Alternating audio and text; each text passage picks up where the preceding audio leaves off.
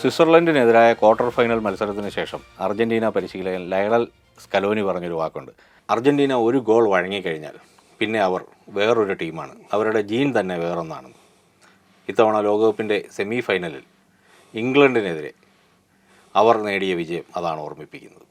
തീർച്ചയായും അത് വളരെ അർത്ഥവത്തായ ഒരു കാര്യമാണ്. കാരണം ഈ ലോകകപ്പിൽ കുറേ മത്സരങ്ങളിൽ നമ്മളത് കണ്ടതാണ്. ഗോൾ വഴങ്ങുന്നത് വരെ കാണുന്ന അർജൻറ്റീനയല്ല. മുമ്പ് വേറൊരു വീഡിയോയിൽ നമ്മൾ ഇതേ കാര്യം സൂചിപ്പിച്ചിരുന്നു. ഗോൾ വഴങ്ങിക്കഴിഞ്ഞാൽ അർജൻറ്റീനയ്ക്ക് വേറൊരു സ്വഭാവമാണ്. ജീവൻ നഷ്ടപ്പെടുന്ന ഒരവസ്ഥയിലേക്ക് അവർ പോകും. പിന്നീട് മരണക്കളിയാണ്, ജീവൻ തിരിച്ചു പിടിക്കാൻ, ജീവിതം തിരിച്ചു പിടിക്കാൻ. ആ തരത്തിലൊരു കളിയായിരുന്നു ഈ ഇംഗ്ലണ്ടിനെതിരെ. ഇംഗ്ലണ്ട് വിജയിച്ചു എന്ന് കരുതിയിരുന്ന ഇംഗ്ലണ്ടിനെതിരെ അർജൻറ്റീന സെമി ഫൈനലിൽ പുറത്തെടുത്തത്. അതെ, 85 മിനിറ്റ് വരെ ഇംഗ്ലണ്ട് വിജയിച്ചു എന്ന് നമ്മളെല്ലാവരും വിചാരിച്ചിരുന്ന മത്സരത്തിലാണ് പിന്നീടുള്ള കുറച്ച് സമയം കൊണ്ട് അർജൻറ്റീന കളിയിലേക്കും വിജയത്തിലേക്കും തിരികെ വന്നത്. ഇത് ഒരു സംശയവുമില്ലാതെ പറയാം, ഇത് നിലവിലെ ചാമ്പ്യന്മാരായ അർജൻറ്റീന ലോക ചാമ്പ്യന്മാർക്ക് ചേർന്ന ഒരു കളിയാണ് ഈ ലോകകപ്പിലുടനീളം കളിക്കുന്നത്. അവിടെ പല ആരോപണങ്ങൾ നമ്മൾ കേട്ടു, വാർ, റഫറി, അങ്ങനെയുള്ള പല തമാശകളും കേട്ടു. പക്ഷേ ഒരു ഗോളിന് പിന്നിൽ നിൽക്കുന്ന ഒരു ടീം ആ രണ്ട് ഗോളുകൾ തിരിച്ചടിക്കുക, അല്ലെങ്കിൽ ഒരു ഗോൾ നേടിയ ശേഷം അത് പ്രതിരോധിക്കാനാവാതെ എതിർ ടീം തകരുക, ഇത് അർജൻറ്റീനയ്ക്ക് മാത്രം സാധിക്കുന്ന ഒരു കാര്യമായിരുന്നു ഈ ലോകകപ്പിൽ. തീർച്ചയായും അത് വളരെ ശരിയായൊരു നിരീക്ഷണമാണ്. എങ്കിലും ഞാൻ ഇംഗ്ലണ്ടിൻ്റെ ഭാഗത്തുനിന്ന് ചിന്തിക്കുമ്പോൾ 85 മിനിറ്റ് വരെ അർജൻറ്റീനയെ ശ്വാസം മുട്ടിക്കാൻ ഇംഗ്ലണ്ട് ടീമിന് കഴിഞ്ഞു എന്ന് പറയുന്നത് ചെറിയ കാര്യമല്ല. അവർ വളരെയധികം പരിശ്രമിച്ചു, അതിന് വലിയൊരു ഫലമുണ്ടായി. അവരൊരു ലീഡ് നേടി, കുറേ നേരം അവർ വിജയ പ്രതീക്ഷ നിലനിർത്തുകയും ചെയ്തു. 85 മിനിറ്റ് വരെ ആ പതിവ് അവർ തുടർന്നു. പക്ഷേ ഇത് അർജൻറ്റീനയാണെന്ന് ആ ഘട്ടത്തിൽ അവർ മറന്നുപോയെന്ന് തോന്നുന്നു. തീർച്ചയായിട്ടും ഇംഗ്ലണ്ടിന് സംഭവിച്ചത് അവരുടെ ഒരു ടാക്റ്റിക്കൽ ആയി സംഭവിച്ച പിഴവുകളാണെന്നുള്ളതിലൊരു സംശയമില്ല. ഇംഗ്ലണ്ട് ഒരു ഗോൾ നേടിയ ശേഷം അർജൻറ്റീനയെ പോലെ അത്രയും കരുത്തുറ്റ ആക്രമണ നിരയുള്ള ഒരു ടീമിനെതിരെ ഓവർ ഡിഫെൻസീവായി കളിച്ചതാണ് ഇംഗ്ലണ്ടിന് പറ്റിയ പിഴവ്.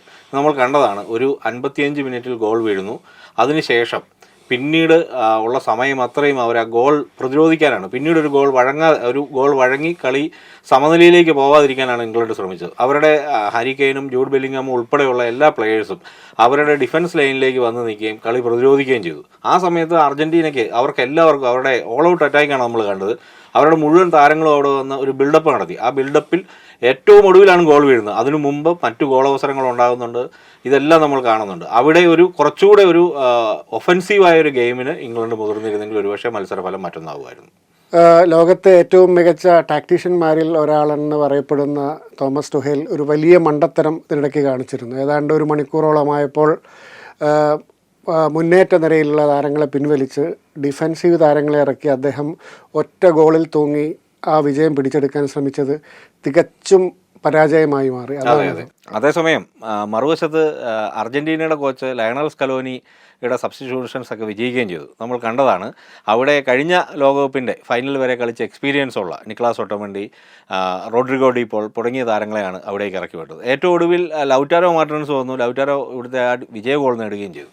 അതെ, തീർച്ചയായും ഇതിനൊക്കെ നയിച്ച് രണ്ട് സംഭവങ്ങൾ ഇതിനിടയ്ക്ക് നടന്നത് നമ്മൾ പറയാതെ വിട്ടുകളയാൻ പാടില്ല എന്ന് എനിക്ക് തോന്നുന്നു. അതായത് ഈ ലയണൽ മെസ്സിയുടെ ഈറ ഡിഫൈനിങ് ക്രോസുകൾ എന്നാണ് ഇപ്പോൾ ചില മാധ്യമങ്ങളൊക്കെ അതിനെ വാഴ്ത്തുന്ന അസിസ്റ്റുകളെ, രണ്ട് ഗംഭീരമായ അസിസ്റ്റുകൾ. അദ്ദേഹത്തിന് വളരെയധികം പരുക്കൻ കളി നേരിടേണ്ടി വന്നിട്ടും കൃത്യമായ ആ മുഹൂർത്തങ്ങളിൽ വളരെ കൃത്യമായ രണ്ട് അസിസ്റ്റുകൾ അദ്ദേഹത്തിന് പ്രൊവൈഡ് ചെയ്യാൻ കഴിഞ്ഞു എന്നുള്ളത് ഈ അർജൻറ്റീനയുടെ വിജയത്തിൽ വളരെ നിർണായകമാണ്. അർജൻറ്റീനയുടെ ഇതുവരെയുള്ള എല്ലാ വിജയങ്ങളിലും ലയണൽ മെസ്സിയുടെ ഇടപെടൽ വളരെ ശ്രദ്ധേയമാണ്.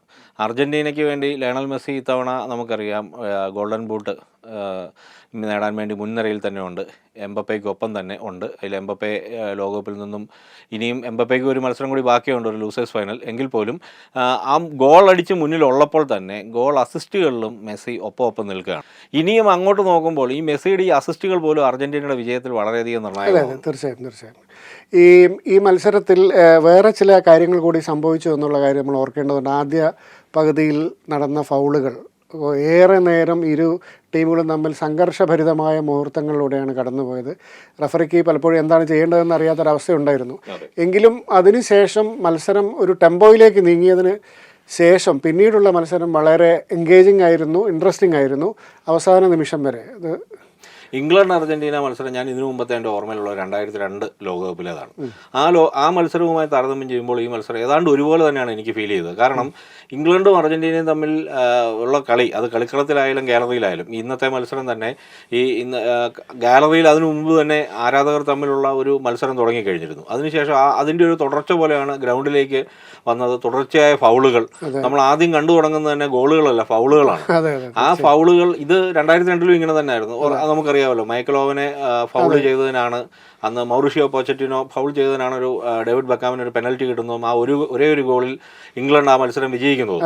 ഇത്തവണ അത്തരത്തിലൊരു പെനൽറ്റിയിലേക്ക് പോയില്ല എന്ന് മാത്രമേ ഉള്ളൂ, തുടരൻ ഫൗളുകളായിരുന്നു. ഇത് എനിക്ക് തോന്നുന്നു ഈ രണ്ട് രാജ്യങ്ങളും തമ്മിലുള്ള ഒരു രാഷ്ട്രീയ വൈരം, ചരിത്ര പശ്ചാത്തലം, ദൈവത്തിന്റെ കൈഗോൾ, നമ്മൾ തന്നെ മുൻപ് ചർച്ച ചെയ്ത അങ്ങനെയുള്ള പല പശ്ചാത്തലങ്ങൾ അവർക്ക് മുമ്പിലുണ്ട്. എനിക്ക് തോന്നുന്നു അർജന്റീനയേക്കാൾ ഉപരി ഇംഗ്ലണ്ടിന് ഈ മത്സരം അത്രമേൽ ജയിക്കേണ്ടതായ ആവശ്യമുണ്ടായിരുന്നു. അവരുടെ മനസ്സിലും അവരുടെ മുഖത്തും അവരുടെ കളിയിലും അത് തുടക്കത്തിൽ പ്രകടവുമായിരുന്നു. പക്ഷേ അർജന്റീനയെ പോലെ ഒരു ചാമ്പ്യൻ ടീമിന് മുമ്പിൽ അവരുടെ തന്ത്രങ്ങളിൽ സംഭവിച്ച പിഴവാണ് ഈ തോൽവിക്ക് കാരണം. ഈ മത്സരത്തിൻ്റെ പ്രിവ്യൂവിനെ കുറിച്ച് മനോരമ പത്രത്തിൽ വന്ന തരക്കെട്ട് കരയുദ്ധം എന്നായിരുന്നു. ഒരു കരയുദ്ധം പോലെയായിരുന്നു ആദ്യത്തെ 10-20 മിനിറ്റ് ഈ മത്സരം. ഈ മത്സരത്തിന് ശേഷം ഇംഗ്ലണ്ടിൻ്റെ ദൗർഭാഗ്യകരമായ ഒരവസ്ഥ കൂടി ഇപ്പോഴും തുടരുന്നു. കാരണം 1966 ശേഷം അവർക്ക് ഫൈനലിൽ കടക്കാൻ പറ്റിയിട്ടില്ല. ആ ഒരു ദൗർഭാഗ്യം അവരെ വീണ്ടും പിന്തുടർന്നു. ഇനിയും അവർക്ക് 4 വർഷം കാത്തിരുന്നേ പറ്റുള്ളൂ. ഇംഗ്ലണ്ടിൻ്റെ ഇപ്പോഴത്തെ ടീമിന് അതിന് ശേഷിയുണ്ട്. ഒരുപക്ഷെ അവർക്ക് തിരിച്ചു വരാൻ കഴിഞ്ഞേക്കുമെന്നാണ് എനിക്ക് തോന്നുന്നത്. ഉറപ്പായിട്ടും ഇംഗ്ലണ്ട് എല്ലാ കാലത്തും ഈ കഴിഞ്ഞ ലോകകപ്പുകളിലൊക്കെ ചരിത്രമെടുത്താൽ ലോകകപ്പിന് എത്തുന്ന ടീം വളരെ മികച്ചതാണ്. ചില ദൗർഭാഗ്യങ്ങളുടെ പേരിലാണ് ഇംഗ്ലണ്ടിന് എല്ലാ തവണയും അവരുടെ തോൽവികൾ സംഭവിക്കുന്നതും ലോകകപ്പിൽ നിന്നും പുറത്താവുന്നതും. നമുക്ക് ഇത്തവണത്തെ ടീമിനെ തന്നെ ഉദാഹരണമായി എടുത്താൽ, ഇപ്പം നമുക്കറിയാവുന്ന പോലെ തന്നെ ലോക ഫുട്ബോളിലെ ഏറ്റവും മികച്ച താരങ്ങളാണ് ഇംഗ്ലണ്ട് ടീമിനൊപ്പം ഉള്ളത്. ലോക ഫുട്ബോളിൽ തന്നെ ഏറ്റവും മികച്ച പരിശീലകനും ഇത്തവണ അവർക്കുണ്ടായിരുന്നു. കഴിഞ്ഞ തവണയും ഇങ്ങനെ തന്നെയായിരുന്നു. ഗാരത്ത് സൗത്ത്ഗേറ്റ് പരിശീലിപ്പിച്ച ടീം വളരെ മികച്ചതായിരുന്നു. പക്ഷേ ചില നിമിഷങ്ങളിൽ, ചില പോയിന്റുകളിൽ അവർ പരാജയപ്പെടുന്നു. ഒരുപക്ഷെ ഇത്തവണ അവർ അർജന്റീനയോട് ഈ സെമി ഫൈനലിൽ പരാജയപ്പെട്ടില്ലായിരുന്നുവെങ്കിൽ, ലോകകപ്പിന്റെ ഫൈനലിൽ അവർ എത്തിയിരുന്നെങ്കിൽ ഒരുപക്ഷെ ചരിത്രം മറ്റൊന്നാകുമായിരുന്നു. അതെ, തീർച്ചയായും ഈ ഇംഗ്ലണ്ടിൻ്റെ ആരാധകർക്ക് ഇത് വലിയ ക്ഷീണമാണ്. കഴിഞ്ഞ യൂറോ കപ്പിൽ കപ്പ് ഈസ് കമ്മിങ് ഹോം എന്ന് പറഞ്ഞ് കാത്തിരുന്നവർ അത് സാധിച്ചില്ല. ഈ ലോകകപ്പിൽ അത് സാധിക്കുമെന്ന് പ്രതീക്ഷിച്ചു. എങ്കിലും വളരെ ലോയലായൊരു ഫാൻ ബേസാണ് ഇംഗ്ലണ്ടിനുള്ളത്.